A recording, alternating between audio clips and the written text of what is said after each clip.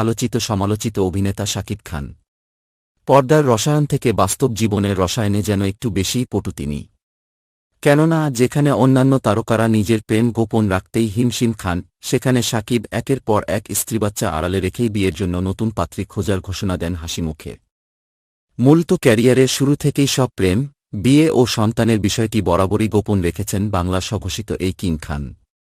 বলা যায় অনেকটা বাধ্য হয়েই এ প্রসঙ্গে প্রথমে মুখ খোলেন অপু বিশ্বাস। পরে বুবুলিও একইভাবে বিয়ে ও সন্তানের বিষয়টি প্রকাশ্যে আনেন।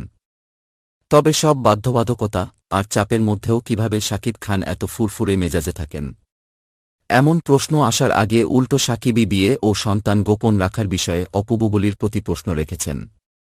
সম্প্রতি শাকিব খান গণমাধ্যমকে বলেন, তিনি পরিষ্কার করে একটা কথা বলতে চান, তিনি আসলে ব্যক্তিগত বিষয় নিয়ে পাবলিকের সামনে কথা বলতে স্বাচ্ছন্দ্য বোধ করেন না।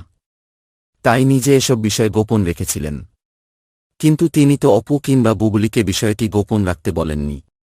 তারা কেন বিয়ে বা সন্তান জন্মের পরপরই সবাইকে তা জানায়নি, এটিও কি তার অপরাধ?